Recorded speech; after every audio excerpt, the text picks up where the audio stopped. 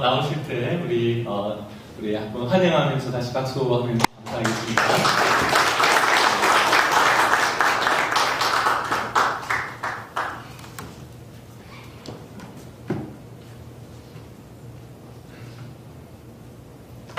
네, 오늘 3일째 뵙게 됩니다. 처음 뵙는 분도 계시고요. 3일 내내 뵙고 있는 분도 계십니다. 무엇보다 제가 시카고에 와서 너무 많은 은혜를 제가 오히려 받고 있습니다.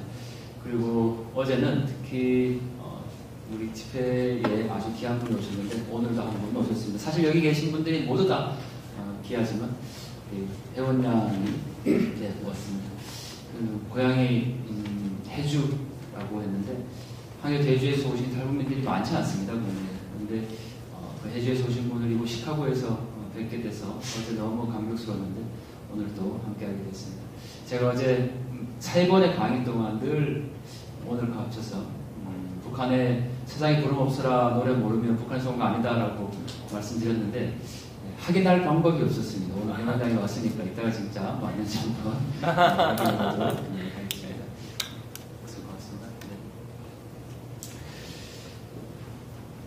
고맙습니다. 무엇보다 두 번의 수표와 오늘 이제 성교 세미나니까요. 질문과 또 답변을 하는 시간들 그리고 앞으로 우리가 어떻게 이제 해야 될 것인가에 대한 내용들로 함께 나눠보도록 하겠습니다. 먼저 복수의 시간인데요. 제가 두 번의 집회 때 계속 강조했던 것, 북한에는 반드시 이 두 가지가 세워져 있다. 그 영생탑과 모자이크 벽화다라는 말씀을 계속 드렸습니다. 내용은 같지만 사진은 다릅니다. 그래서 두 번에 오셨던 분들도 처음 보는 사진이고 오늘 처음 오신 분들도 아마 처음 보는 사진일 것 같습니다. 영생탑과 모자이크 벽화입니다. 역시 영생탑이 세워져 있습니다. 제가 두 번의 집회 가운데 늘 이렇게 이제 말씀을 드렸는데 영생탑의 수가 몇 개냐라는 질문을 많이 받는다라고 말씀드렸습니다. 그런데 정답은 알 수 없다 였습니다. 왜 알 수 없냐면 지금 보신 사진이 바로 그 알 수 없다는 거의 증거입니다. 이 사진은 지금 사진 앞쪽에 보시면 뾰족뾰족하게 뭔가가 이렇게 되어 있는데 그게 대문입니다. 그러니까 정면에서 제가 찍은 게 아니고 높은 곳에 올라가서 저 공장 안을 내려다보면서 마당을 찍은 겁니다. 그러니까 지금 보면 이렇게 평면처럼 보이지만 사실 저기는 앞쪽에 큰 대문이 가려져 있어서 길에서 보면 그냥 대문으로 가려져 있어 보이지 않는 곳입니다. 아주 큰 공장이죠. 그 공장 마당에 저렇게 영생탑이 세워져 있는 겁니다. 그래서 몇 개가 있습니까? 영생탑이 알 수 없습니다. 지금도 만들어지고 있고 계속 세워지고 있습니다. 이건 제가 어제 보여드렸던 사진입니다. 북중국경에서 사진을 촬영하면서 가장 위험했던 순간이었다고 말씀드렸죠. 오른쪽에 조그맣게 희미하게 보이는 게 두만강입니다. 그리고 철조망은 중국 쪽에서 세워놓은 거고 제가 저 북한의 마을을 이제 찾아서 찍으려고 했는데 앞에 시야가 가려서 철조망을 넘어서 들어갔습니다. 그랬더니 이렇게 북한의 마을을 볼 수가 있었습니다. 이 전형적인 북한의 마을 구조입니다. 앞쪽에 논이 있고 뒤편에 북한 주민들이 살고 있는 집이 있고 그 동그라미 안에 바로 뭐였을까요? 복습하면요. 영생탑과 모자이크 벽화입니다. 확인해보면 이렇게 보입니다. 영생탑과 모자이크 벽화죠. 북한에는 반드시 마을마다 이게 세워져 있고 누군가가 저걸 훼손하면 그 사람은 정치범으로 안주를 합니다. 모양은 다르지만 새겨져 있는 글씨는 똑같습니다. 위대한 수령 김일성 동지와 김정일 동지는 영원히 우리와 함께 계신다입니다. 네, 역시 어제 보여드렸던 사진입니다. 우리나라 사회주의 제도 반시라는 큰 구호가 있는데 제가 이 사진은 어제 보여드리지 않아서 다시 넣었습니다.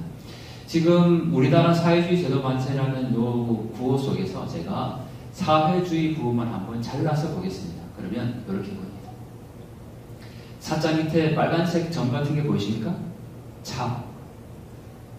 빨간색 차야. 저게 15톤 덤프 트럭입니다. 그러니까 이 구호가 얼마나 크다라는 것을 확인할 수가 있죠. 다시 보면 이렇습니다. 그리고 이 마을이 밤이 되면 이렇게 변하죠. 어디에만 불이 들어왔을까? 낮과 밤을 비교해보면 북한 주민들이 살고 있는 그 삼각형의 집들에는 전혀 불이 들어오지 않는 걸 확인할 수가 있습니다. 제가 이 마을에서 지금 이 마을이죠. 멀리 지금 집이 있습니다. 그래서 이것도 어제 보여드리지 않은 사진인데 이 집을 한번 확대를 해보겠습니다. 그러면 이렇게 보입니다. 네, 아까 그 마을의 집들입니다. 조금 더 확대하면 이렇습니다. 이 집은 지금 몇 가구가 살고 있을까요? 이 집은요? 4가구 정답입니다. 어떻게 알 수 있냐면 앞에 대문의 수를 세보면 4개의 문이 있습니다. 4가구가 지금 살고 있는 구조입니다. 네, 지금 여기 하나, 둘, 셋, 4개 이렇게 되어 있고 여기 희미하게 지금 보시면 사람이 올라가 있죠. 어떤 할머니가 올라가 있는데 여기 보이는 요 나무 판 있죠. 지붕 위에 요게 그 태양열 지열판입니다. 어떻게 알 수 있냐면 제가 이따 뒤에서 다시 보여드릴 텐데 지금은 아무것도 없이 저렇게 이제 나무 대만 있는 거고 지금 그 밤에는 저게 그 도둑맞을 염려가 있기 때문에 그 태양열만 솔라만 빼서 집 안으로 들어가게 되는 거죠. 그리고 지금 저렇게 대만 세워놓은 걸 볼 수가 있습니다. 대부분 이런 집들입니다. 북한에서는 이것을 하모니카 주택이라고 대부분 얘기를 합니다. 하모니카가 이렇게 칸이 나눠져 있으니까 북한의 집들을 1동, 2호 집은 4가구가 살기 때문에 1동 4세대 집이라고 표현을 합니다. 한국에서 이렇게 주장하시는 분들도 있습니다. 북한이 이제 무상교육, 무상의료, 무상주택, 한국에서는 집을 구하는 게 평생의 이 가업처럼 되어 있으니까요. 그래서 북한에 가면 집을 주민들에게 무상으로 준다. 이걸 굉장히 많이 얘기를 하는데 무상으로 주는 집은 대부분 이런 집들이라고 보시면 될 것 같습니다. 1동 2세대, 이건 1동 4세대 집입니다. 이것도 역시 오늘 처음 보는 사진인데요. 무엇을 하는 장면일까요? 뭐처럼 보이십니까?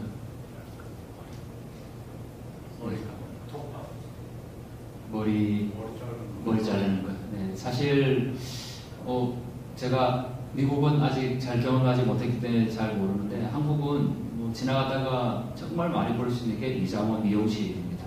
한 동네에도 수십 개가 있고 거의 한 200m, 300m마다 미장원이 있습니다. 근데 이거는 어느 시골 마을이라고 하기 때문에 그럴 수도 있겠다라고 생각할 수 있지만 그 마을에 지금 한 켠의 창고 뒤에서 여성들이 다 모여서 미용을 하고 있는 장면입니다. 근데 그 분홍색 모자를 쓴 분이 미용사입니다. 왜 저렇게 조금 다른가? 제가 이제 사진을 찍으면 한계가 제가 북한에서 살고 온 건 아니기 때문에 잘 해석이 안 되는 부분들도 분명히 있습니다. 그래서 제가 사진을 우리 탈북민들에게 물어보고 또 확인하게 되는데 이 여성은 미용사인데 아주 세련된 모자를 썼죠. 이 사람은 도시에 사는 미용사입니다. 그러니까 그 마을에 미장원이 없으니까 한 달에 한 번 또는 몇 개월에 한 번씩 이렇게 미용사가 와서 그날은 동네에 있는 모든 여성들이 미용 머리를 하는 날인 거죠. 그런데 아주 재밌는 게 있었습니다. 이 사진도 제가 확대를 한 사진인데 이걸 한 번 더 확대를 했더니 이렇게 보입니다. 노란색 동그라미는 제가 표시를 해놓은 건데 영어가 혹시 보이십니까? 글자가? 잘 안 보이십니까? 네, 맞습니다. 이게 로레알입니다. 로레알. 브랜드 로레알 아십니까? 네. 로레알, 염색약 브랜드. 한국에서 예전에 굉장히 많이 썼고, 지금도 아주 많이 쓰고 있는 브랜드 중에 하나입니다. 프랑스 브랜드인데, 로레알. 예전에 아마 그런 광고가 있었습니다. 70, 80년대인가?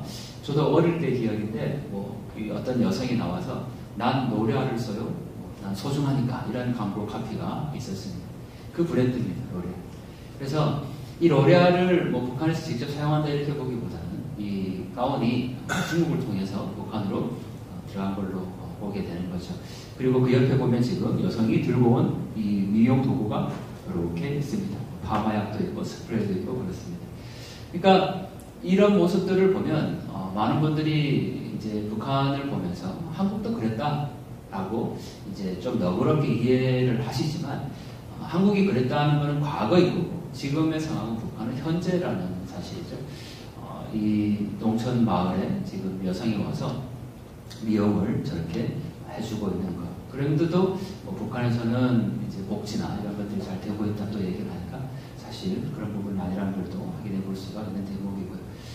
이 사진도 역시 제가 오늘 처음 보여드리는 사진인데 저희가 이틀 동안 집회하면서 계속 북한의 아이들에 대한 모습들을 많이 보여드렸습니다.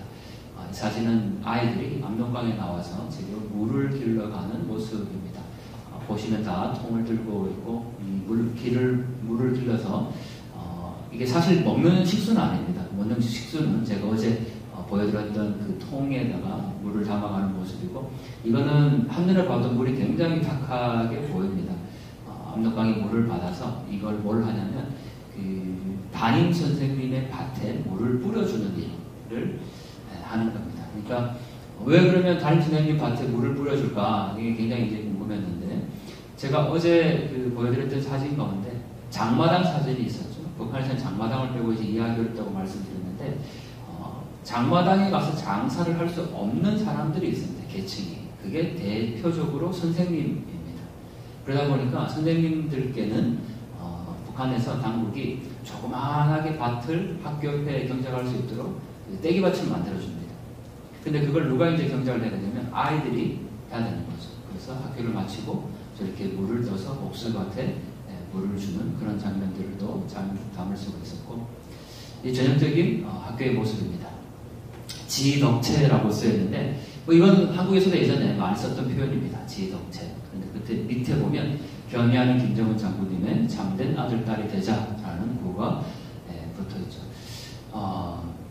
학교에 붙어있는 구호입니다. 경의하는 김정은 장군님의 참된 아들, 딸이 되자 이런 구호가 있습니다. 그 지덕체 위에 5점이라고 되어 있는데 이거는 왜 5점인지 혹시 아시겠습니까? 5점이라고 되어 있습니다. 아마 우리 대한양만 자연님 알고 있을 것 같은데 5점.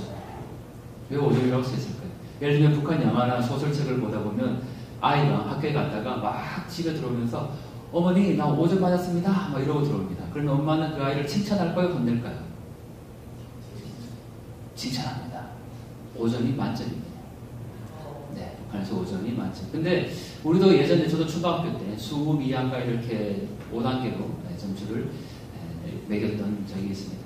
근데 지금은 조금 바뀌었습니다. 지금은 북한이 만점이 10점으로 바뀌었습니다. 그래서 5점은 만점을 표시하는 겁니다. 역시 북한의 아이의 모습입니다. 제가 그동안 이틀 동안 보여드렸던 다른 사진과는 달리 어떤 다리 위에 놓여져 있는 아이들의 모습인데 어떤 분들이 제가 북한 아이들의 사진들을 이렇게 보여드리면 그 눈망울을 바라보면서 너무 마음이 아프다 이렇게 말씀들을 하십니다. 역시 무표정한 아이들의 모습이었습니다. 지금까지 저희가 이틀 집회 때 복습하는 의미로 그리고 오늘 처음 오시는 분들을 위해서 몇 장의 북한의 사진들을 함께 나누어 봤습니다.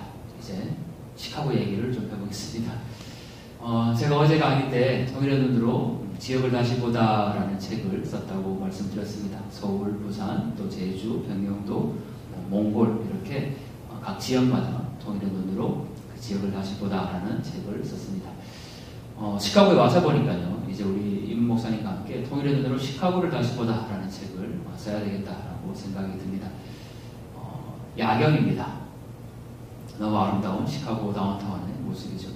아직까지 어두워지기 전입니다. 이 모습은 제가 메트라를 타고 우리 명 목사님들에게 게스트룸에 있으면서 기차를 타고 다운타운에 오갔는데 그 기차 시간이 있다 보니까 너무 늦게까지는 못 있고 어느 정도 이제 해가 질 때쯤 촬영을 했습니다.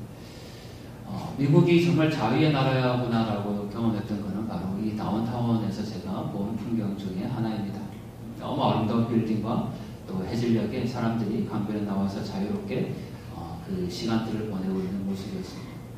제가 이 사진들 여기 지금 야경을 보면서 왜 시카고가 북한과 연결될 수밖에 없는가라는 그 하나의 물음의 첫 출발점은 바로 시카고가 대화재를 겪고 나서 다시 새롭게 재건된 도시라는 사실이었습니다.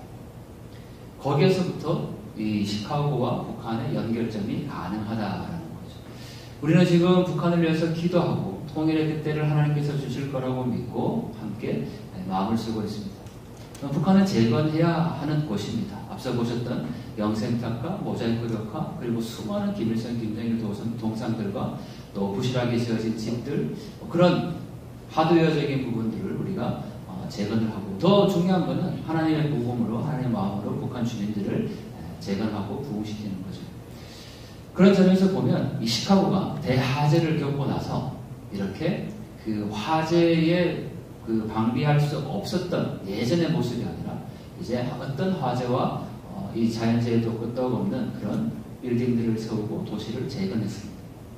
이 시카고의 재건이 저는 북한의 재건과 동일하게 시작이 된다고 봅니다. 이 시카고 빈입니다. 아마 북한에서 시카고에 오는 모든 관광객들은 아마 이 시카고 빈을 보지 않을까 싶습니다. 저도 찾아갔습니다. 우리 여기 계신 김영경 목사님과 우리 아들 인수군과 함께 시카고 빈을 같이 보러 갔습니다. 근데 지금 앞에 보면 펜스가 쳐져 있었습니다. 시카고 빈 앞에. 그래서 이제 목사님께서 저한테 참 아쉬울 때 오셨네요. 그러시더라고요. 네, 이렇게 펜스가 쳐져 있어서 가까이 가지 못하니까 얼마나 아쉽습니까? 그래서 지금 사람들이 펜스가 쳐져 있으니까 저렇게 까치발을 들고 이렇게 들고 사진을 찍으려고 저 펜스 앞에 이렇게 서 있는 모습입니다. 근데 저는 그게 오히려 더 감사했어요.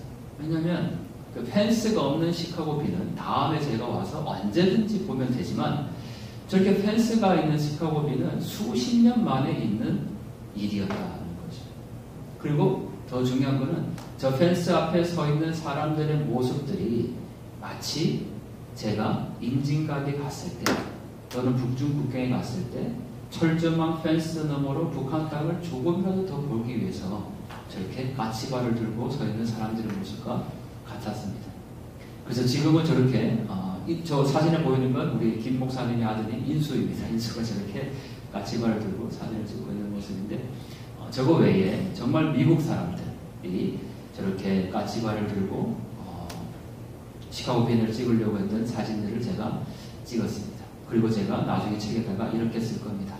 당신들이 늘 보던 그 시카고 빈에 펜스 하나 쳐져 있어도 이렇게 까치발을 들고 그것을 바라보는데 대한민국은 분단되어서 지금까지 70여 년 동안 저렇게 우리가 바라볼 수 없는 곳을 지금 보고 있다. 그래서 미국의 가장 큰 도시 중에 하나인 시카고 한복판에서 펜스 너머로 보이는 분단의 장벽을 또 한번 경험해 볼 수 있는 그런 아주 중요한 시간이었습니다. 여기는 어딘지 아시겠습니까? 혹시? 어딜까요?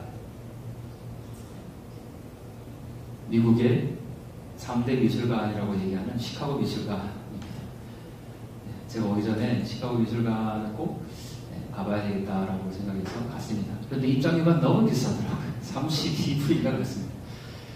제가 그 몽골이나 중국, 러시아에 이렇게 비전 트립으로 많은 분들을 모시고 가면 미국 돈으로 달러로 한 5달러 정도 되는 그 박물관에도 이게 단체로 와서 들어가야 될까 말아야 될까 고민하거든요. 10명이면 50불이잖아요. 근데 32달러예요. 10명이면 320불을 내야 돼요. 그래서 제가 32달러를 내고 들어가야 되나 말아야 되나 고민하다가 그래도 뭔가 통일 의미가 있겠다 싶어서 들어갔습니다. 근데 4시간을 돌아다니면서 제가 그 시카고 미술관에 이거 정말 괜히 들어왔구나 이런 생각밖에 안 들었어요. 왜냐하면 뭐 이집트에서 가지고 온 이집트 그 미술품 조각품들, 뭐 아프리카 예술품들, 또 중국 예술품들 이런 것들이 막 전시되어 있더라고요. 그게 자랑이겠죠. 미국의 입장에서는.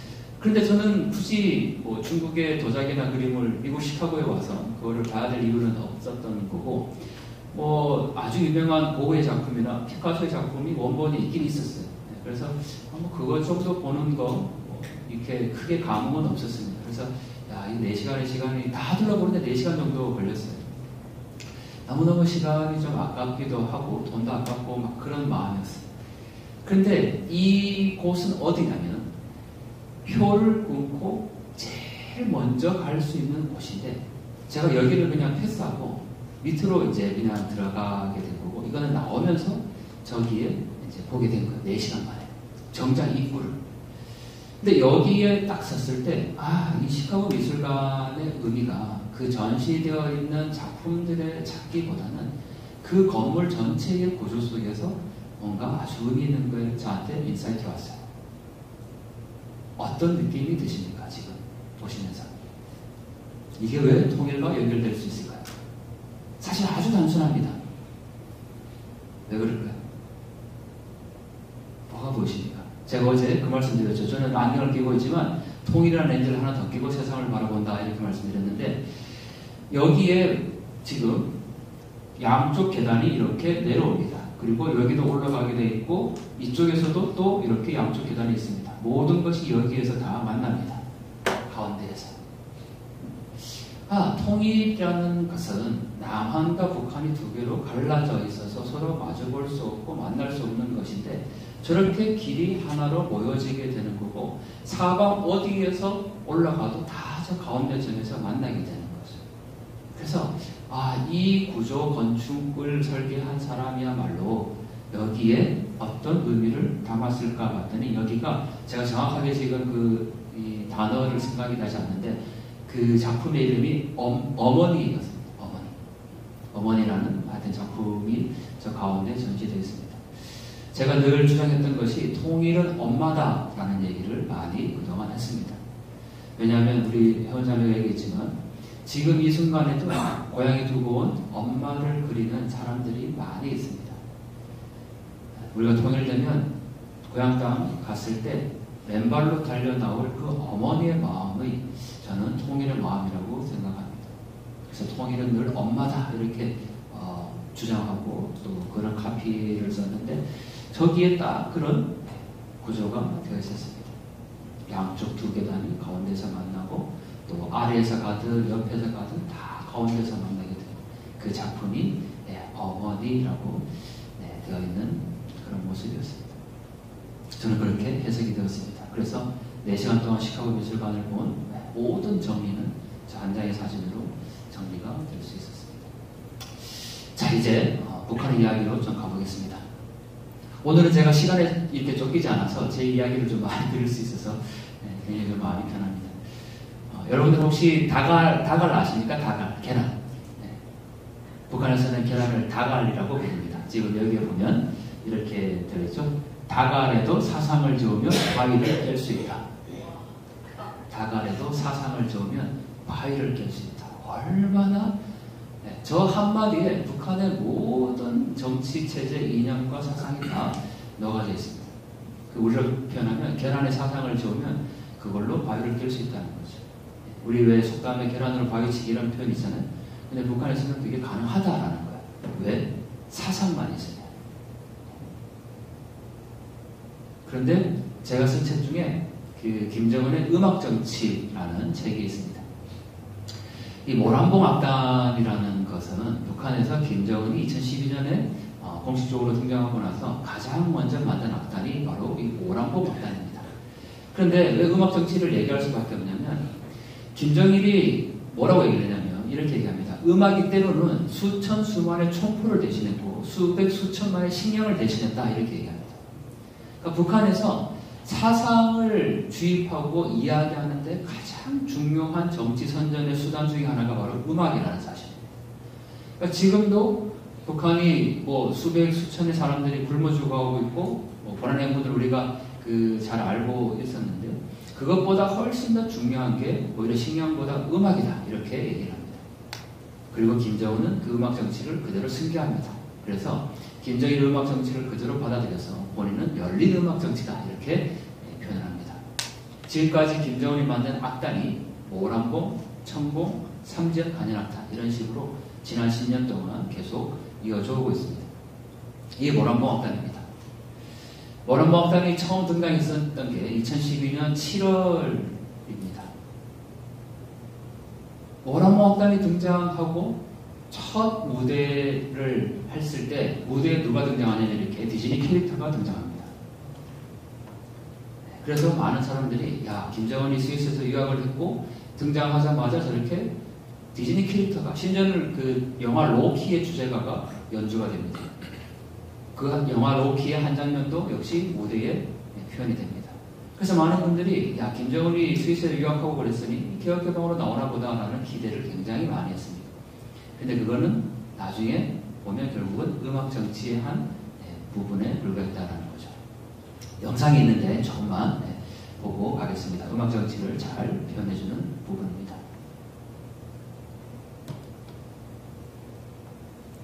네, 그 바깥으로 나가셔서 영상을 따로 그냥 재생을 해야 합니다. 바탕화면에 아마 깔려있을 것 같습니다. 그 영상 말고 다른 영상 그거 말고 네, 그 옆에 또 하나 더 영상 그 바탕화면은 바탕화면에 오늘 이 표절 이야기 그리고 또 이 북한이 우리를 어떤 걸 따라하고 있는지 요거를 확실하게 좀 알려줄 분을 모셨습니다. 강동원 반갑습니다.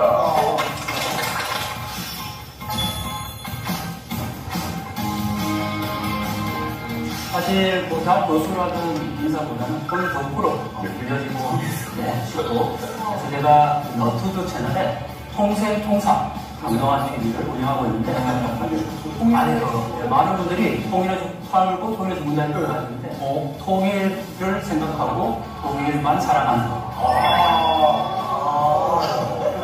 설명을 해줘야 알겠네요. 애초에 이 곡 어떤 경위로 들으셨고 이건 어떻게 비슷하다는 걸 알게 되신 거예요? 근데 이게 보통 팬분들이 아니면은 바로 알아요. 팬이구나. 버디? 디어트의 마이버디 있는 아니 교수님 그들만 생각하면 오늘부터 우리는 저 너무 좋아하는 오늘부터 우리는 사실 제가 여자친구 너무 좋아하는 걸 부르는데 노래만 딱 듣고 이게 표절이다라고 알 정도 수준은 아니고요. 제가 이 우리를 부르하라는 노래가 북한에서 리메이크가 사실 된 거예요. 원래는 2017년에 그 청봉학단이 처음에 불렀었고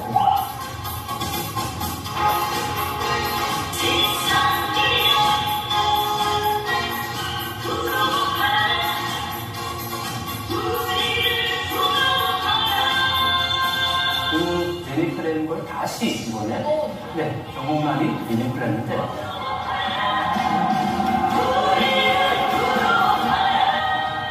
북한의 리메이크 바람에 불고 있다라는 영상을 만들어서 너튜브에 올렸는데 어떤 분이 댓글을 달았어요. 이게 여자친구 핑거팁과 너무 유사하다. 친구야. 어디가 잘하실 것 같아요? 저기 나와서 대박이다. 어떻게 저렇게 하지? 생각났다. 여자친구 이 노래 해서 그 영상까지 다시 올렸어요. 링크까지 걸었어. 시간까지 나와 있어. 제가 답글을 달았는데 확인해 보겠다. 그래서 제가 아무래도 또 이건 정말 표절이다라고 생각했는데 그래도 전문 음악인에게 노래를 한번 해봤죠. 노래 부르셨어요? 뭐해요 그러니까? 핑거팁하고 우리를 부르와라는 노래 일부 구간이 중복되는 게 맞다. 두 곡의 의미를 같은 소리를 들려보면 거의 똑같은 것을 해보겠습니다. 그래서 이 전문가는 명확하게 표절이다라고 판정을 했습니다. 와. 아니 이거를 왜 동아대 총회가 교수님 성으로 사실 제가 그 북한의 사회문화 음악을 연구하기 때문에 북한에서는 중요한 행사 때마다 반드시 음악 공연을 하는 거죠. 근데 더 중요한 거는 사실 북한이 여자친구 곡 중에 이번만 표절한 건 아니라는 거예요. 아니 계속 여자친구만 판 거예요? 아까 새로운 걸 하겠어. 김정은을 나중에 좋아하는 거네.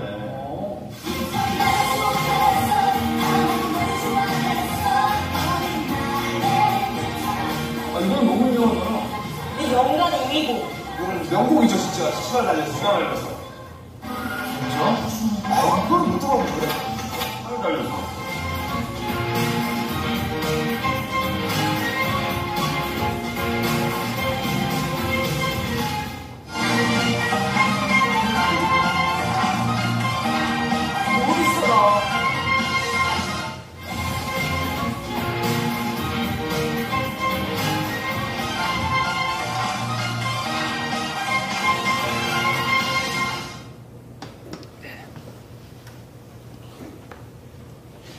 북한이 음악 공연이 많이 바뀌고 있다는 것을 제가 느끼고 계속 연구를 하고 있었는데 한국의 여자친구라는 걸그룹이 있습니다. 방금 그 나왔던 그 이 화면에 나왔던 친구가 여자친구의 멤버입니다. 그래서 특별히 이제 게스트로 저 방송에 출연하게 됐는데 이 우리를 부러워하라는 노래는 원래 북한에 있던 노래입니다. 근데 그거를 천공악단이라는 아테네에서 한번 리메이크를 했는데 이번에 2023년 공연 때 정홍란이라는 가수가 혹시 이선희 가수 아십니까? 한국에? 네. 이선희랑 똑같은 그 헤어스타일 그 다음에 옷, 무대 매너 이렇게 나와서 그 공연에서 우리를 부러워하라는 북한 노래를 그렇게 부른 겁니다. 그리고 나서 이렇게 여자친구의 한국의 유명한 걸그룹의 노래를 카피를 한 거죠. 네. PT 좀 주시겠습니까? 네. 네. 그런데 앞서도 보셨지만 북한에서는 음악이 사상을 지우는 가장 중요한 선전수단이라고 분명히 얘기를 합니다. 이거는 당생활총화 노트인데 제가 러시아에 있는 그 북한 노동자로부터 직접 입수를 한 겁니다. 우리가 그 북한을 이렇게 알아갈 때 늘 북한 사람들이 얘기하는 것 중에 하나가 하루 일과가 끝나면 생활총화를 한다라는 얘기를 많이 하지 않습니까? 뭐 생활총화 아침에도 있고 또 우리 수요 예배 드리는 것처럼 3일 수요 생활총화도 있고 또 토요일 하는 주말 생활총화도 있고 그렇습니다. 그래서 생활총화를 한다는 이야기는 많이 제가 들었지만 과연 그게 어떤 걸까라고 궁금했는데 이 러시아 노동자가 자기 동료가 직접 썼던 생활총화 노트를 저에게 직접 줬습니다. 이건 노동자들과 직접 쓴 겁니다. 생활총화 노트가 다른 게 아니고 지금 이 왼쪽과 오른쪽이 이렇게 구분되어 있는데 왼쪽 여기에는 김정은이 얘기한 교실을 쓰는 겁니다. 그러니까 우리로 치면 성경을 그대로 쓰는 거죠. 지금 여기 마태복음 28장 20절 있으면 내가 세상 끝날까지 내가 항상 함께 있으리라 이 말씀을 왼쪽에 쓰고 오른쪽에는 이 말씀대로 내가 살아가지 못했다라는 나의 반성문을 오른쪽에 쓰는 겁니다. 그게 생활총화예요. 지금 그래서 여기는 지금 분명히 이렇게 그 내용이 있는데 그대로 자기가 살지 못했다라는 내용들을 적어놓은 거죠. 이게 생활총화 노트입니다. 왜 이걸 보여드리냐면 어제도 저희가 러시아에 있는 북한 노동자들의 그 실태를 봤습니다. 하루 16시간 노동을 하고 밤에 숙소에 들어가면 저렇게 생활총화를 하고 사상교육을 받고 있는데 그 사상교육을 받는 노동자가 쓰고 있는 스마트폰입니다. 이게. 제가 어제 보여드렸던 그 사진 가운데 그 마지막으로 북한에 들어가기 전에 고뇌했다는 그 형님, 제가 만났다는 그분이 사용하던 스마트폰입니다. 그리고 제가 스마트폰을 열어봤습니다. 마이크로 SD 카드가 지금 저 핸드폰 안에 들어가 있고 이거는 같이 식사를 했던 모습이고 이거는 제가 얼굴을 가렸지만 바로 그 형님의 모습입니다. 그리고 그분이 쓰던 이 스마트폰입니다. 자세히 보시면 여기에 USB가 달려 있습니다. 이 USB가 뭐냐면 저분이 어느 날 저한테 이렇게 얘기를 해요. 언니 동생 이번에 한국 가면 나 USB 좀 가져다 줘 이렇게 얘기를 해요. 그래서 제가 여기서 제가 나가서 사드리면 되죠. 나가서 사드릴게요 이랬더니 그거 말고 한국 가서 올 때 좋은 거 가져다 줘 이래요. 좋은 거. 좋은 건 뭘까요?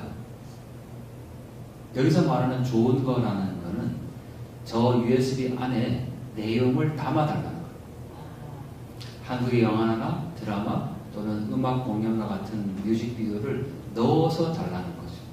그래서 제가 한국에 와서 저 USB 용량 큰 거에다가 그 한국 영화나 드라마 그 다음에 뮤직비디오를 담아서 지금 핸드폰에 꽂아서 이게 잘 작동되는지를 지금 같이 보고 있는 거예요. 그리고 그분이 생활하던 곳입니다. 러시아에 있는 북한 노동자들의 삶을 이해하기 위해서는 이 모습들을 이제 우리가 좀 볼 필요가 있는데 대규모의 인원이 큰 아파트 건설 공사를 하게 되면 그거는 단체 숙소에서 생활을 합니다.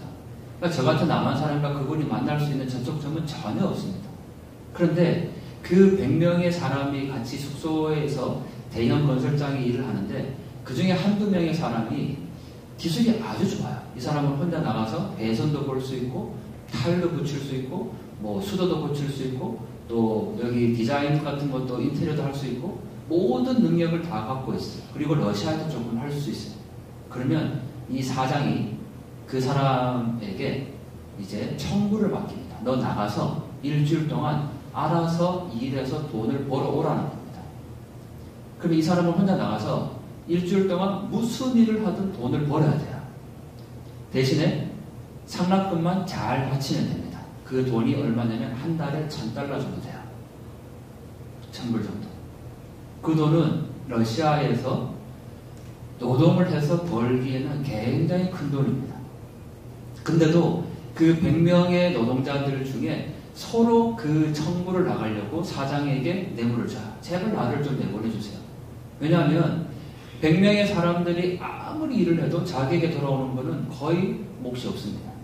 근데 청구를 뛰어나가서 한 달에 $1,000만 바치면 나머지 벌게 되는 돈은 자기 몫으로 가져갈 수 있어요. 그러니까 이 사람은 지금 저 이동용 이 가방에다가 자기 집 겨우 들고 다니고, 여기 보면 고추장도 있고 뭐 커피도 있고 그렇습니다. 이 먹는 거를 이제 들고 다니면서 조그마한 건설장이 아니고 가정집에 리모델링을 하는 곳을 자기가 맡아서 일을 하는 거예요. 그러면 리모델링을 하는 곳이니까 주인은 이제 다른 데 가 있고 그 집을 다 뜯어내잖아요. 뭐 변기를 고친다든지 또 전기를 다시 간다든지, 그러면 그냥 그 집에서 자기가 먹고자고 하는 거예요. 그 장소에 제가 직접 간 거예요. 그리고 저렇게 스티로폼을 갈고 자고 있고, 근데 여기에서 자기가 유일하게 친구가 되는 게 밤에 바로 이 라디오하고 핸드폰입니다. 너무 고된 일상 가운데 있고, 밤에 단체 숙소에 가면 아까처럼 그렇게 생활청원 옷을 써야 되지만 이 사람은 자기 혼자 잠을 자기 때문에 그런 걸 안 해도 되는 거야. 그러니까 최소 월요일부터 금요일까지는 어느 정도 자유롭게 자기가 생활할 수 있다라는 거죠. 자기를 감시하는 사람은 없으니까요. 그리고 그 밤에 나만의 소식과 자기를 깨우는 가장 유일한 것은 바로 아까 보셨던 이렇게 핸드폰에 있는 나만의 영화나 드라마, 그리고 희미하게 잡히는 이 라디오. 그게 이분의 유일한 친구인 거예요. 조금 다른 이야기를 드리면, 제가 이 집에 가기까지 얼마나 망설였겠습니까? 아무리 친해졌다고 하지만 이제 이분은 러시아에서 지금 8년 정도를 생활해서 러시아도 가능한 거고, 북한 사람이지만 저는 러시아를 자주 갔지만 잘 모르죠. 그런데 자기가 일하는 곳에 제가 이제 가도 되냐 제가 물었는데 오라고 얘기를 해요. 제가 숙소를 가지 않고 차라리 그럼 여기서 이제 생활할 거도 생각했는데 너무 겁나더라고요. 근데 제가 이 일하는 숙소, 이 장소에 이제 가서 문을 열고 들어갔는데 이 형님이 저한테 제일 먼저 했던 행동이 핸드폰 내놔 이거였어요. 핸드폰 내놔. 저는 유일하게 그래도 저가 살 길은 핸드폰 하나밖에 없잖아요. 혹시 무슨 일이 생기면 연락을 해야 되니까 핸드폰 내놔. 그래서 왜 그러냐 그랬더니 혹시 저렇게 이제 처음에 잘 모를 때니까 사진 찍고 도청하고 그럴까봐. 저건 다 같이 이제 제가 얘기하고 찍은 건데, 그래서 제가 그랬어요. 이 상황에서 형님이 지금 도청당하고 사진 찍히는 게 두려운 게 아니고 더 무서운 건 접니다. 북한 사람이 있는 그곳에 어떻게 할지도 모르는 상황이잖아요. 그래서 자기도 안심하고 저도 안심하고 그렇게 생활했는데, 이거는 마지막에 이제 저 형님이 평양으로 돌아간다 라는 메시지가 온 겁니다. 강승이나 26일에 집에 가요. 언제 다시 만날 수 있을까? 안녕. 이렇게 문자가 마지막에 옵니다. 그래서 제가 마지막으로 이제 형님을 만나겠다고 그 일하는 장소에 갔고, 어제 보셨던 그 통일되면 다시 만나요라고 이렇게 엄지손가락으로 했던 그게 마지막 모습입니다. 어제도 말씀드렸지만 통일되면 다시 만나요라는 그 말이 얼마나 아프고 애잔하고 가슴 저린 표현인지 정말 잘 모릅니다. 저번에 지금 평양에 갔고, 그리고 평양에서 살고 있겠죠. 근데 아마 고뇌할 것입니다. 가기 직전까지 고뇌했습니다. 내가 가면 딱 저에게 이렇게 표현했어요. 아우 동생, 내가 가면 잘 못 살 것 같아. 이렇게 얘기했어요. 거기에는 굉장히 많은 의미가 담겨 있습니다. 8년 동안 러시아에 나와서 저렇게 자유를 경험했고 한국이 잘 산다는 것도 알게 됐고, 무엇보다 저녁에 생활 청화도 하지 않고 그렇게 자유로운 삶을 살았는데 이제 평양에 간 삶은 그게 아니라는 것을 너무 잘 알고 있다는 거죠. 그러나 거기에서 한 발짝만 더 내딛으면 탈북할 수 있지만 그걸 못하는 거죠. 평양에 가족이 있기 때문에. 그걸 고려하는 삶의 모습들을 제가 저분을 통해서 보게 된 겁니다. 네. 혹시 전사님 거기 클릭만 한번 해주시겠습니까? 나올지 모르겠는데. 아니, 그 혹시 마이크 되는 부분? 네. 안 됩니까? 엔터라고 했죠. 네. 안 되면 넘어가겠습니다. 이거는 우리가 오늘 선교 세미나이기 때문에 구체적으로 무엇을 할 수 있을까에 대한 고민인데, 이분은 나 같은 죄인 살리신 그 찬양을 직접 부릅니다. 아까 그 형님이 아니고 다른 분인데, 러시아 현지에서 만난 노동자가 복음을 받고 하나님께 저 찬양을 지금 불러주는 그런 내용이죠. 저 핸드폰 지금 뒤에 있어서. 네네네. 제가 네, 그게 거기서 나오나요 지금? 네. 네.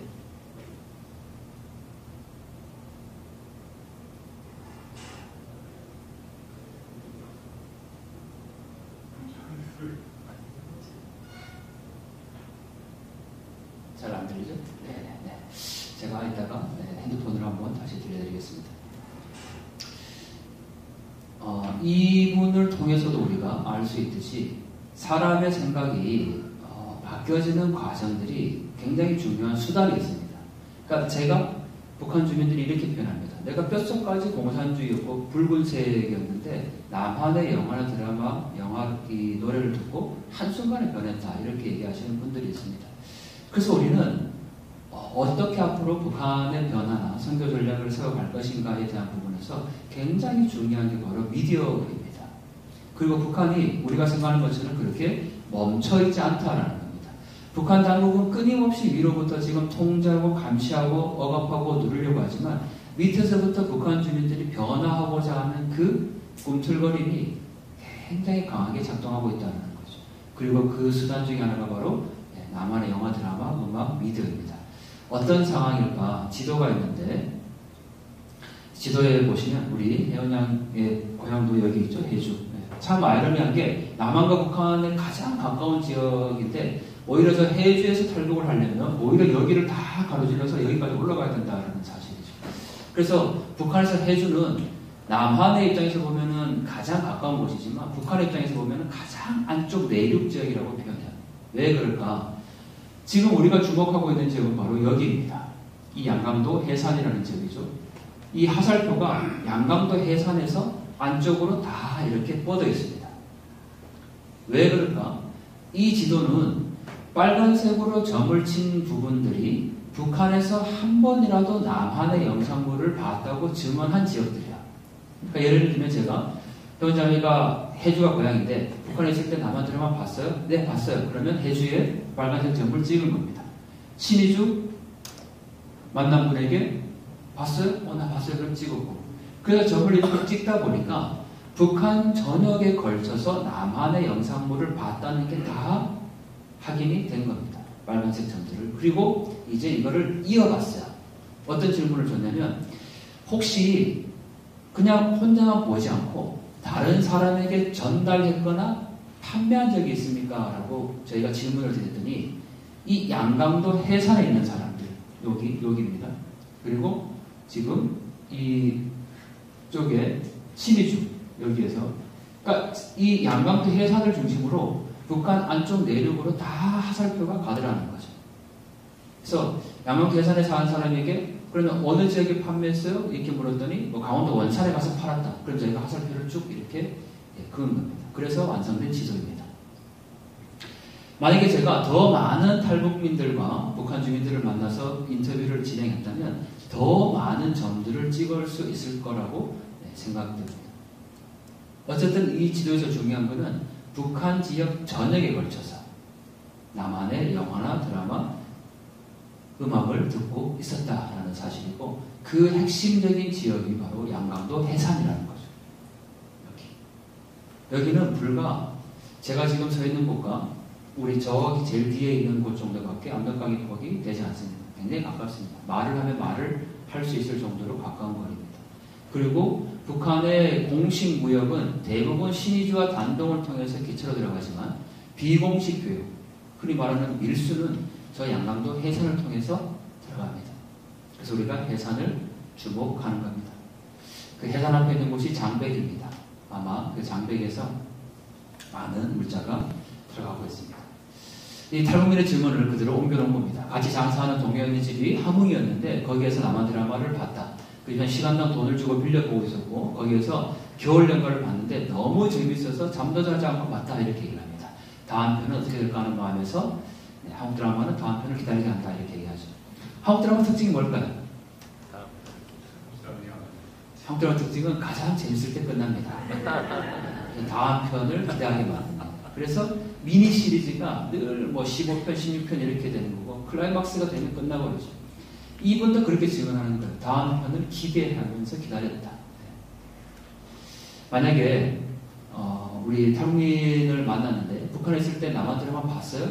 봤어요. 뭘 봤어요? 라고 물어보면 가장 많이 봤다고 증언하는 드라마는 뭘까요? 상위 불시착은 아니에요. 그건 최근에 나온 거니까. 네, 뭘까요? 겨울연가. 이 사람은 겨울연가 봤으니까요. 겨울연가, 가을동화가 많이 보기는 했습니다. 그건 한 2위, 3위 정도 돼요. 1위는 천국의 계단입니다. 천국의 계단. 그 송승헌과 그 다음에 김태희가 주연으로 나왔고 그 아주 유명한 여배우가 있었는데요. 최지우. 역시 북한에서 오신 우리 회원님 알잖아요. 다른 거는 모르는데 오히려. 천국의 계단은 지금도 많이 봐요. 그게 한국의 드라마에서 전 세계로 한국 드라마가 알려지는 첫 번째 드라마가 천국의 계단, 가을동화, 겨울연가 이때부터야. 그 다음에 대장금, 그리고 그 올인 이런 드라마들. 그게 한국의 드라마가 전 세계로 퍼지게 되는 아주 결정적인 계기가 됐던 드라마인데 지금도 북한에서 가장 많은 드라마 꼽으라고 하면 천국의 계단을 꼽습니다. 그 천국의 계단을 찍은 세트장이 어디에 있냐면 인천 무의도에 있습니다. 신미도에.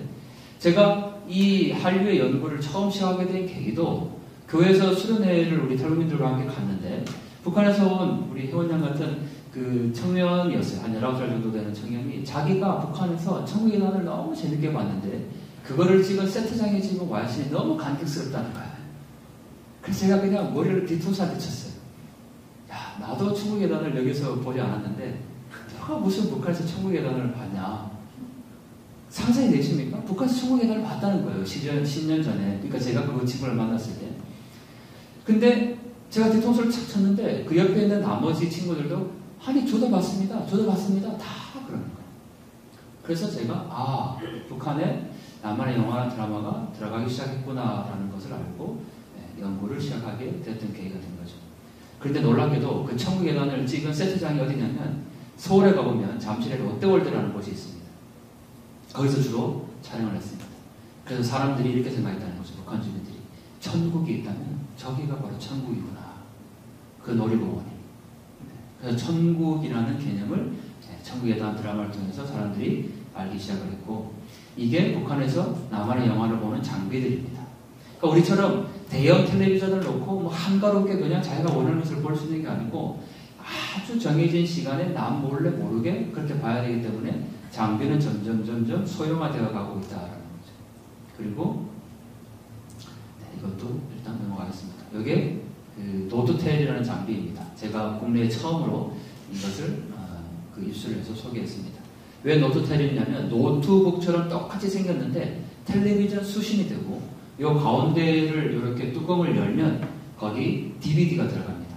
이게 미국 마트에 지금도 판매하고 있었다고 그래요. 예전에도 판매했고 가격도 굉장히 쌉니다. 중국 돈으로 약 200엔 정도니까 한국 돈으로 3만원 정도, 한 200달러 정도면 100달러 정도 넘어도 살 수 있는 그런 겁니다. 이런 것들이 북한 내에서 유통되고 있고 전기 없다고 얘기하는데 이런 거 있습니다. 10시간 텔레비전을 볼 수 있는 태양능 발전기. 그래서 전기를 구할 수 있는 사람과 구할 수 없는 사람의 빈부격차가 굉장히 많이 나타나고 있다는 겁니다. 아까 보여드렸던 게 바로 이겁니다. 태양능 발전기 이렇게 좋은 거를 살 수 있는 계층이 있는가 하면 지금 요게 태양능 발전기 솔라. 그런데 똑같은 장소인데 보시면 여기에는 지금 없죠. 똑같은 집입니다. 이 집과 이 집이. 단지 제가 그 시차만 달리해서 찍었을 뿐입니다. 그러니까 낮에 햇빛이 있을 때는 이렇게 태양열 지열판을 이렇게 올려놓고 위에다가, 그리고 밤이 되면 이거를 갖고 들어가는 겁니다. 도둑 맞을까봐. 그 정도로 사실 열악한 거죠. 그러니까 이 태양열 지열판이 이렇게 판매한다고 해서 이게 다 쓰고 있을 거다라고 생각하는 것도 우리의 또 북한을 보는 오류인 거고, 또 이런 것들을 다 쓰고 있다고 생각해도 또 오류라는 거죠. 굉장히 다양한 피부 격차가 있다는 것을 확인해 볼 수 있는 대목입니다. 어떤 내용을 보고 될까? 그냥 다 보신다고 생각하시면 돼요. 지금 한국에서 인기 있었던 거는 북한에 그대로 인기 있습니다. 물론 지금 코로나 때문에 이게 많이 그 전달되는 과정들이 어려울 수 있지만, 요즘은 굳이 뭐 이렇게 CD에 담아서 가지 않아도 마이크로 SD 카드라는 아주 작은 용량에다가 대형으로 들어가기 때문에 지금 우리가 보고 있는 것 그대로 북한에서도 보고 있다라고 생각하시면 되고, 한국에서 인기 있는 영화나 드라마는 중국에서 인기 좋습니다. 그러면 그거는 바로 북한으로 들어간다고 보시면 됩니다. 이게 세상 노래인데, 우리 오늘 또 목회자분들과 헌신자분들만 계시는데 아시는 노래 혹시 있으십니까? 그냥 연구 차원에서 혹시 나 이 노래는 아시는 분 계십니까? 보랑나비. 그래도 한 번쯤 다 들어보신 노래죠? 이 목록은 뭐냐면, 북한에서 한 번이라도 불러봤던 남한 노래를 써보라 그랬더니 이런 목록이 나온 거예요. 그러니까 뭐 트롯부터 일반 발라드까지 굉장히 다양한 노래들을 북한 주민들이 부르고 있다는 거고, 그럼 왜 이렇게 이제 남한 노래를 많이 부를까? 다른 거 없습니다. 북한 노래는 사상만 있고 남한 노래는 사랑만 있다 라고 표현합니다.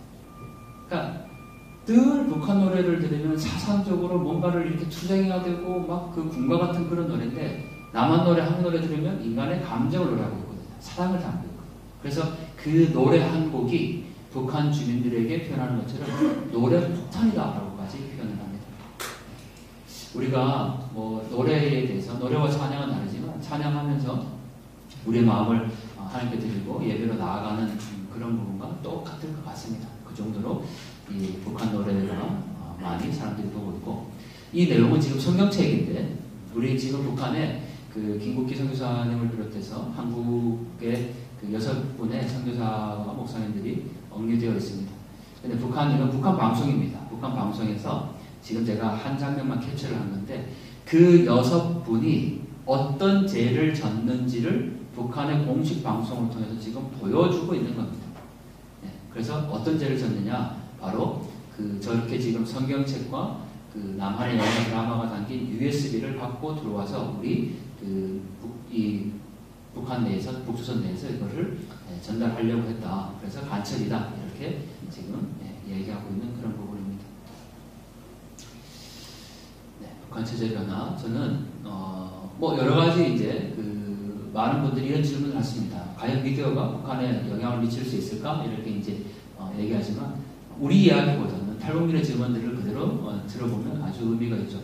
두 번째 부분만 한번 제가 읽어드리면 이렇게 되어 있습니다. 남한 드라마를 보고 있으면 우리도 저렇게 살아봤으면 하는 욕망이 생긴다. 실제로 자꾸 보다 보면 남한식 옷 스타일대로 하려고 하는 마음이 점점 커진다.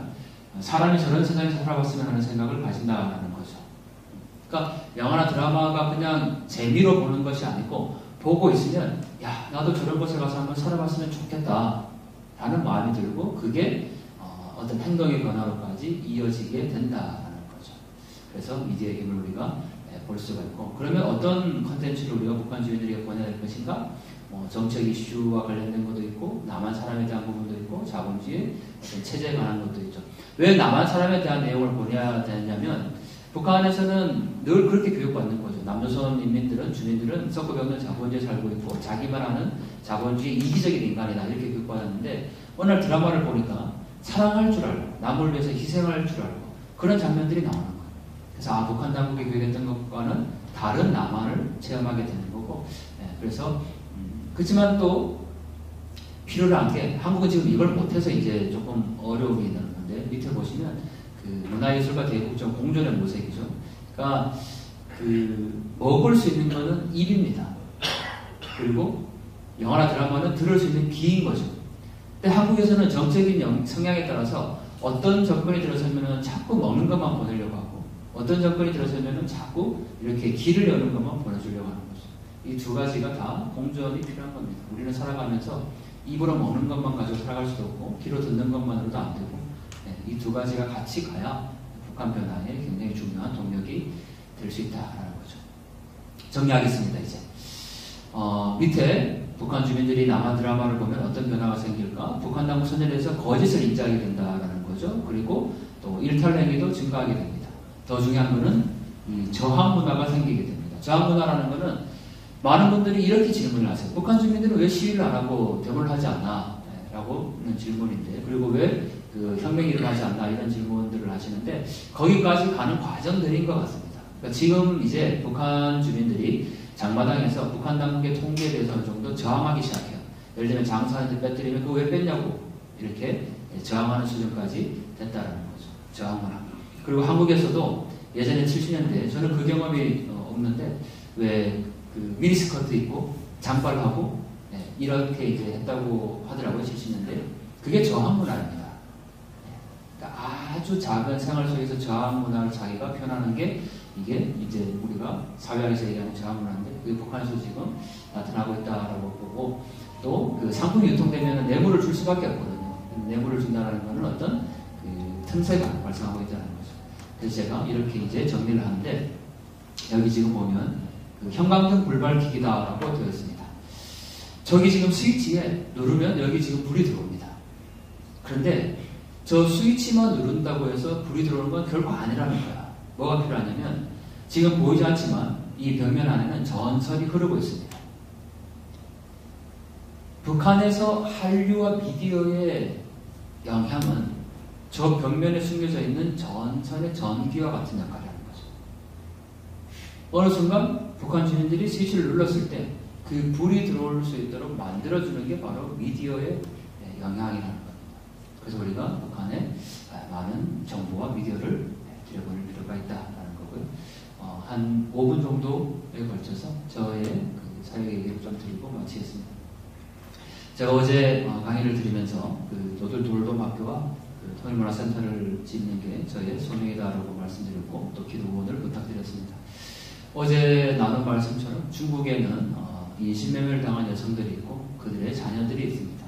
그 자녀들이 한국에 오면 적응하지 못합니다. 일단 한국말을 모릅니다. 우리 여기 그 2세대 자녀들이 한국말을 잘 하지 않는 것 같은 건데 엄마는 북한 사람, 아빠는 중국 사람이니까 중국에서 한국말을 배울 기회가 없었고 그런 아이가 한국에 오면 적응하기가 어렵습니다. 전체적인 혼란인 거죠. 난 도대체 누구인가 아닙니다. 엄마는 북한 사람이었고 아빠는 중국 사람이었는데 자기는 지금 중국말을 쓰는데 사는 거는 지금 한국에 와 있습니다. 그런데 또 엄마가 한국에 와서 재혼을 했습니다.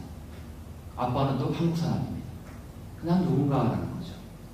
그런데 그나마 또 재혼을 한 가정은 낫지만 엄마가 아이를 그냥 혼자 데리고 오면 엄마가 일을 하러 가는 동안에 그 아이를 맡길 데가 없습니다. 한국 사회에서. 그래서 저희가 24시간 돌보면 기숙형 학교로 이 학교를 지금 세우겠다라는 걸 계획하고 있고 이 취지를 알고 그 교회 건축을 하시는 장로님께서 건축 조감들을 만들어주셨는데 아이들을 이렇게 안아주는 건축으로 하면 좋겠다. 그래서 만들어진 조감도가 이렇게 됩니다. 판문점에 가보면 그 남한은 자기의 집이 있고 북한은 판문각이 있습니다. 이게 두 개의 건물이 서로 마주보고 있는데 이게 분단의 가장 상징적인 모습이죠. 그래서 이 두 개를 연결시키는 조감도로 이런 건물들을 만들면 좋겠다라고 그려주셨습니다. 그래서 이 두 개의 건물, 남한의 자유의 집과 판문각이 합쳐진 형태입니다. 그래서 계단으로 이렇게 연결되어 있고 한쪽은 아이들이 생활할 수 있는 기숙형 돌봄학교, 또 한쪽은 제가 그 지금까지 수집한 북한 물건들 그걸 전시할 수 있는 그런 통일문화센터로 지금 계획을 하고 있습니다. 네, 그리고 마지막입니다. 제가 시카고에 와서 무슨 일을 앞으로 할 수 있을까? 우리 이명석 목사님과 또 우리 함께 해주시는 목회자분들과 많은 이렇게 대화를 나누면서 생각하게 된 것 중에 하나가 이스라엘의 남원자 7,000명입니다. 남북한 총소년. 이게 이제 제가 어제 나눈 대화를 조금 정리를 한 건데 우리 너무나도 우리 목사님 잘 아시다시피 바알에 무릎 꿇지 않은 7,000명이 있습니다. 어제 그 대화를 나누다가 7,000명이라는 숫자를 이렇게 생각하다 보니까 3,500명, 3,500명을 이렇게 나누게 됐어요. 근데 놀랍게도 그 숫자가 한국에 지금 들어와 있는 탈북민의 수가 35,000명인데 그 10%가 3,500명입니다. 탈북민의 10%가. 그러면 그 탈북민 3,500명과 남한 출신, 디아스포라를 다 이제 포함해서 그 남한 출신 3,500명이 서로 합쳐지는 7,000명인데 1대1 매칭을 해서 2인 1조가 되는 거죠. 왜 이게 이제 필요하다라고 어제 대화 중에 말씀을 주셨냐면 통일이 되면 북한에 이제 들어가야 되는데 들어가서 그곳을 재건하고 복음을 전하는 데 있어서 남한의 교회가 서로 각자 자기 교회를 세우겠다고 또 거기에 뭐 교단 싸움하고 그렇게 하거나 또는 세상 사람들이 바라보는 뭐 거기에 개발하고 호텔 짓고 이게 아니고 정말 복음을 전하기 위한 그 가장 효율적인 수단은 북한 출신 사람과 그 마을에 함께 가야 된다는 사실이었습니다. 그래서 그러면 북한 사람 탈북민만 가면 또 되나? 그것도 아닌 것 같아요. 그래서 탈북민 한 분과 남한에서 정식으로 북한 전문 선교사의 자격을 양성받은 그 전문인이 2인 1조가 되어서 그렇게 가는 것이 지금부터 준비해야 되지 않을까라는 생각을 어제 하게 되었습니다. 그래서 국내에 가서 제가 탈북민 3,500명과 일반 3,500명을 이렇게 모아서 이 운동을 한번 해볼까 생각을 했는데 덧붙여서 거기에 주신 또 대화 중에 하나가 바로 다음 세대였습니다. 굳이 우리가 일반 성인들 대상으로 그렇게 이제 하는 것도 필요하지만 이 3,500명 가운데 청소년들이 필요하다. 그래서 지금 위에 보시면 이 한국에서 시카고이 뭐냐면 한국의 그 남북한이죠. 그러니까 북한 이탈 주민이 될 수도 있고 아까 제가 보여드렸던 제3국 출신. 그러니까 중국에서 태어난 아이들을 탈북민 자녀라고 부르지 않습니다. 얘네들을 제3국 출신 자녀라고 부르거든요. 그러니까 얘네들은 탈북민이 아닌 거예요. 왜냐하면 엄마는 북한 사람이지만 중국에서 태어났기 때문에 한국에 들어오면 탈북민으로서의 지위를 못 받습니다. 네. 그래서 제3국 출신 아이들을 다 포함해서 이 아이들을 이곳 시카고에 보내는 거죠. 최소 10명에서 많게는 한 15명, 20명 정도 그렇게 보내서 북한 선교를 위한 비전도 물론 필요하지만 글로벌 리더로서의 비전을 이 아이들에게 주는 것이 굉장히 필요하다라는 생각을 들었습니다. 왜냐하면 제가 그동안 중국과 러시아와 몽골과 수없이 많은 나라들을 한 달에 한 번씩 다녔지만 미국은 처음이었습니다. 근데 미국에 와서 보니까 제가 시카고 대학, 노스웨스턴 대학, 또 여기 히튼 컬러지, 또 뭐 여러 다양한 그 학교들을 이렇게 보면서 정말 한국의 아이들에게 또는 우리 그 북한 이탈 주민 청소년들에게 너 공부해, 너 글로벌 인재가 돼야 돼, 통일 인재가 돼야 돼, 막 이렇게 강요할 게 아니에요. 그냥 와서 보여주면 돼. 그것만큼 더 큰 동기부여는 없을 것 같아요. 내가 정말 대한민국이라는 그 작은 나라에서 또는 분단된 거기에서 엉덩 그렇게 살아갈 것이 아니라 전 세계를 움직일 수 있는 글로벌 리더로 살아가야 되겠다는 그 마음을 시카고에 와서 저 아키텍처, 그 빌딩은 건축가의 정신과 창의력과 상상이 다 들어가 있는 거예요. 그건 그냥 건축이 아니거든요. 그래서 그런 무한한 상상력을 펼칠 수 있는 공간 안에 와서 아이들을 보여줄 수 있다면 그건 얼마나 큰 걸까. 근데 그게 어렵지 않을 것 같아요. 왜냐하면 제가 우리 명명 목사님 댁에서 게스트룸에 있었는데 명명 목사님께 시골에서 버스가 있더라고요. 아주 큰 버스가. 네, 그리고 여기서 조금만 가면 또 시아몬도 있는 것 같고 또 지금 교회들이 너무 많잖아요. 교회들이 하루에 한 끼만 섬겨주셔도 아이들이 와서 다닐 수 있는 충분한 여력이 있을 것 같아요. 네. 그리고 반대로 시카고에서 한국으로는 여기에서 다음 세대의 갈등을 제가 달라스 집회할 때도 많이 들었습니다. 여기 와서도 마찬가지고요. 그 어떤 분이 이제 간증하는데 자기가 미국에 왔을 때 아빠가 늘 자기에게 얘기했대요. 너 하버드 가야 돼, 하버드 가야 돼. 네. 자기는 하버드 갈 그게 아닌데도 늘 아빠가 내가 이렇게 너 여기 미국 와서 고생하는 이유는 너 공부시키기 위해서 여기 왔으니까 너 하버드 가야 돼, 하버드 가야 돼. 그게 오히려 너무 이렇게 그 자기한테 맞지 않아서 엇나가게 되는 그런 계기가 되고 또 이렇게 언어가 맞지 않고 그런 갈등들이 있다는 것을 알게 됐어요. 2세대의 갈등인 거죠. 다음 세대. 근데 그 아이들에게 역시 우리는 통일 인재라고 자꾸 얘기를 해야 되는데 여기에서 아무리 얘기를 해도 너 분단도 조국이 있고 너 통일을 위해서 일해야 되고 잘 와닿지 않아요. 지금 내 문제는 그 문제가 아닙니까?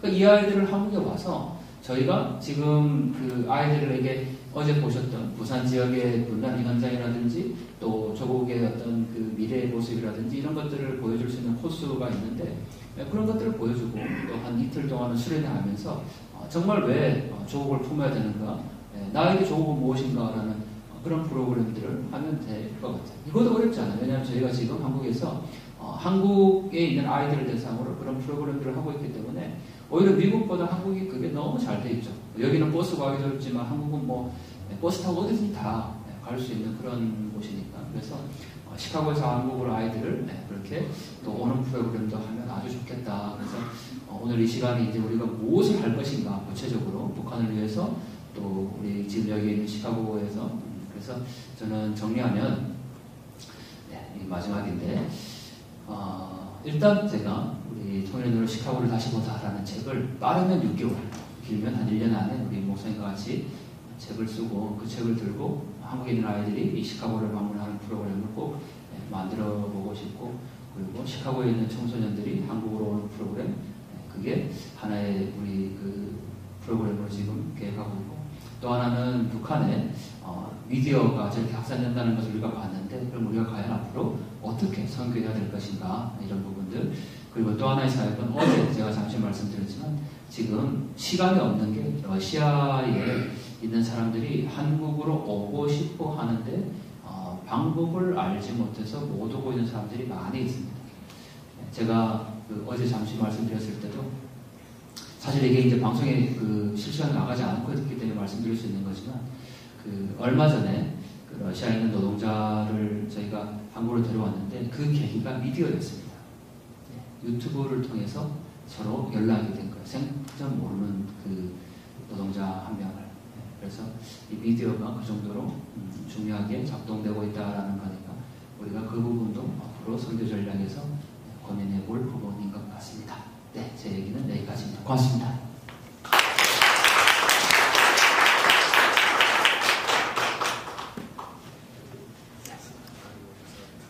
네네네, 그러겠습니다. 지금부터 우리 질의응답 시간을 잠깐 갖도록 하겠습니다. 아까 좀 네, 스피커 한번 가지고 오시고 되신가요? 네, 됐어요. 네. 그게 뭔가 하면은 이제 북한 곡조의 한국 찬양 그건 아닙니다. 아닌가요? 그게 설명 누가 부르시는 건지. 이거 아까 잠시만요. 이게 북한 실제 노동자입니다. 노동자. 북한 노동자가 직접 부르는 거니까요. 네. 제가 핸드폰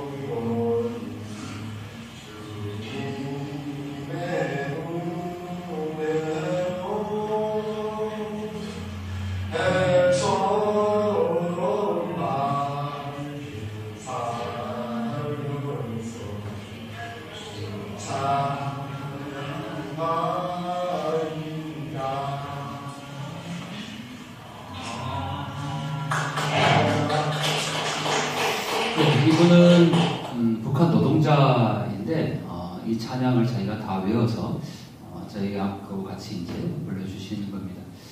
왜 이게 이제 중요하냐면 이분들이 여기서 복음을 접하고 중간에 어떤 분들은 휴가를 갑니다. 그러니까 휴가라는 게 우리처럼 그런 휴가가 아니고 집안에 아주 뭐 급한 일이 생겼을 때 자기가 돈을 내어서 그 평양에 이제 갔다 오게 되는데 갔다가 올 때 이제 저희가 그 현지 있는 선교사님들이 그렇게 합니다. 이번에 가게 되면 당신의 그 와이프나 가족에게 혹시 우리가 배운 복음의 내용을 한번 전할 수 있느냐 이렇게 이제 얘기를 하고 또 한번 가서 전해보겠다 이렇게 이제 합니다. 그러면 다녀와서 뭐 얘기했더니 뭐 이렇게 전혀 안 들으려고 해요. 뭐 이렇게 얘기하지만 어쨌든 이 한 영혼이 변화되었고 그를 통해서 앞으로 북한에 자기 가족들의 변화가 있을 수 있다라는 거니까 북한 주민이 실제로 지금 노동자가 저렇게 찬양을 불렀던 겁니다. 그래서 저희가 늘 그런 그 고뇌가 있잖아요. 하나님 우리가 이렇게 기도하고 북한을 위해서 마음 품고 일하는데 과연 저 북한 땅이 변화되는 게 맞나요? 지금 가고 있는 우리 길이 맞습니까? 이렇게 질문할 수도 있고 하나님 저 북한 땅 하나님 일하시면 어떤 증표를 믿음이 부족할 좀 보여주세요라고 기도할 수도 있는데 바로 저렇게 변화되어 가고 있는 한 영혼들이 모습들을 보게 되는 거니까요. 그리고 제가 또 하나 이제 들려드릴 거는 그 북한에 아주 유명한 노래 중에 생이란 무엇인가라는 노래가 있습니다. 그런데 지금 일부 선교단체에서 그 북한으로 보내는 그 USB 안에다가 뭘 담느냐면 북한 노래에다가 그대로 개사를 한 거예요. 그러니까 복음의 내용을 넣어서 그거를 제가 짧게 한번 들려드리겠습니다.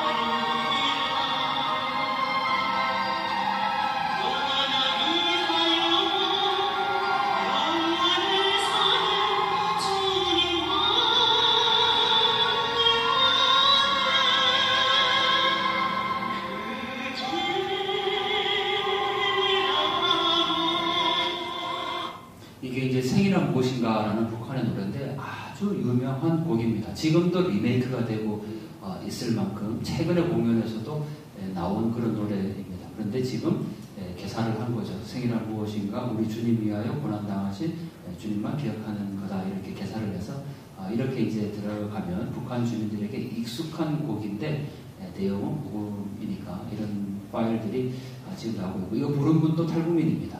그래서 거부감이 전혀 딱 들으면 그냥 가사만 듣지 않으면 그냥 북한 노래다라고 생각이 들고 제가 지금 생이란 무엇인가 원곡이 없는데 지금 인터넷이 연결이 안 돼서 그런데 들어보면 거의 같습니다. 가사만 다르고 그래서 이렇게 또 선교를 지금 하고 계시는 분들도 있다라는 거고 또 하나 우리가 조금 더 이제 그 지혜가 필요한 것이 남한의 영화나 드라마를 그냥 보는 거하고 선교 목적으로 누군가가 보낸 내용을 보는 거하고는 처벌의 수위가 전혀 다릅니다.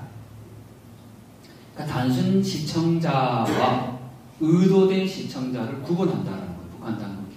그러니까 남한의 영화나 드라마를 그냥 내가 친구로부터 받아서 보는 것 정도는 어느 정도 풀려나올 수 있는 여지가 있어요. 북한 뇌물을 주면 지금 대부분 다 뭔가 틈새가 있기 때문에. 그런데 외부에서 어떤 복음을 설교하는 내용이라든지 뭐 북한 당국을 비난하는 내용을 담은 USB를 보다가 걸린다? 그거는 어떤 경우에 봐도 벗어날 방법이 없다라는 거예요. 그래서 우리에게 지혜가 필요한 겁니다. 복음을 직접적으로 그렇게 전하느냐 아니면 어떤 간접적인 미래를 통해서 전하느냐의 방식인데 사실 더 고민스러운 건 바로 그런 거죠. 한국 영화나 드라마를 만드는 사람들이 상업적인 생각을 하기 때문에 거기에 뭐 복음적인 내용을 넣을 이유는 전혀 없다라는 거죠. 그래서 조금 더 우리가 지혜가 필요하고, 그래서 저는 그 북한을 전공하는 게 아니라 어떤 자기가 달란트나 있더라도 그게 다 북한과 연결된다는 거죠. 만약에 이 자리에 그 PD나 어떤 미디어를 만드시는 분이 있다면 그 미디어를 통해서 직접적으로 그 내용을 만들진 않았지만 간접적으로 누군가가 봤을 때 이게 복음이구나 라는 것들을 알 수 있는 그런 컨텐츠가 필요하다라는 겁니다. 혹시 마지막인데요. 전국 노래자랑 아십니까? 전국 노래자랑. 한국에서는 그 교회 가시는 분들이 대부분 11시 예배에 12시 끝나기 때문에 전국 노래자랑이 주일날 12시에 하거든요. 잘 못 보세요. 대부분 녹화나 지난 재방송을 보는데 전국 노래자랑을 보면서 어떤 북한 주민이 자기가 정말 자유가 있으면 저게 자유구나라고 생각했다는 거야. 전국 노래자랑을 보면서. 그 프로그램은 어떤 거에도 이게 자유다라고 얘기하지 않거든요. 그냥 사람들이 나와서 노래 부르고 이제 선정하고 뭐 이런 건데 왜 그걸 보면서 자유가 있다고 생각했냐면 할아버지가 손자의 손을 잡고 나와서 노래를 부르고 춤을 추는데 그게 너무 부러웠다는 거예요. 자유란 저런 거구나. 내가 사랑하는 손자와 함께 노래 부르고 거기에 사람들이 박수치고 그 노래가 사람의 감정을 담고 사랑을 얘기하고 있고, 그러니까 그 누구도 그 장면에서 이게 자본주의고 자유고 민주주의다라고 얘기하지 않았지만 북한 주민들이 본 시각에서는 그걸 봤다라는 거예요. 그리고 북한 당국이 예전에 그 한국의 강주민주화 운동의 그 영상을 보여주면서 남한이 맨날 이렇게 혼란스럽고 뭐 경찰이 사람들 죽이고 이런 장면을 보여줬었어요. 근데 북한 주민들이 그 장면 속에서 보게 된 거는 청바지와 손목시계였습니다. 그걸 보면서 1980년대 우리가 살고 있는 저 시대의 사람들이 지금 청바지와 손목시계를 다 찾다는 거죠. 일반 주민들이. 그러니까 미디어라는 거는 우리가 보는 눈과 그 상대방이 보는 거는 전혀 다른 시각이라는 거죠. 그래서 지혜가 더 필요합니다. 네, 고맙습니다.